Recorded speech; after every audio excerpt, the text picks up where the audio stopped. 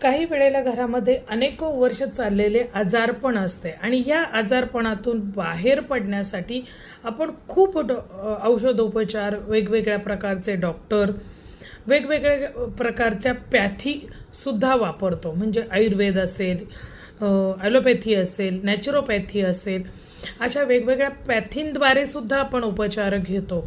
पण तरीसुद्धा तुम्हाला त्याच्यामध्ये उपयोग होताना दिसत नाही. मग विचार सुरू होतात की काही बाहेरील बाधा किंवा करणी बाधा असे प्रकार आहेत का. काही वेळेला तसं सुद्धा नसतं, पण तरीसुद्धा घरामध्ये आजारपण असतं. मग अशा वेळेला आपण एखाद्या देवतेचे अनुष्ठान जर का घरामध्ये केले, जसं आता यजुर्वेदामध्ये नमक चमक युक्त रुद्राध्यायाचे जर का आपण अनुष्ठान केले, मग रुद्रानुष्ठान असं म्हणतात त्याला. या आजाराचे म्हणजे तुमचा आजार किती मोठा आहे किंवा किती जुना आहे त्याचं स्वरूप लक्षात घेऊन त्याचं 121 आवर्तने लघुरुद्र केला जातो. 121 आवर्तने आहेत.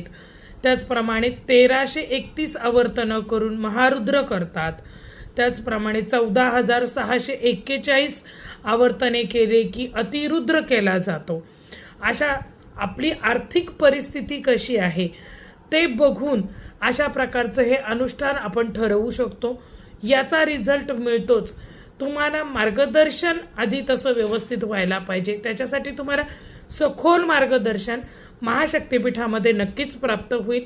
त्याच्यासाठी तुमची कुंडली, त्याच्यानंतर तुमच्याबद्दलची व्यवस्थित माहिती जर माझ्यापर्यंत पोचली तर मी तुम्हाला त्याच्यावरती नक्कीच व्यवस्थित मार्गदर्शन करून हे अनुष्ठान कसे, कुठे आणि कधी करायचे, त्याच्यासाठी किती खर्च येऊ शकतो याबद्दलची सर्व माहिती. कारण की हे अनुष्ठान एवढी आवर्तनं करायची म्हणजे हे आपण करायचे नसतात, हे कुणाकडनं तरी आपल्याला करवून घ्यावं लागतं, तेव्हा ते अनुष्ठान फलश्रुत होतं.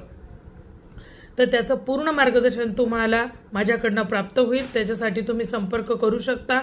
पुढील माहिती तुम्हाला कॉलद्वारे मिळेल. जय भवानी, जय जगदंबा.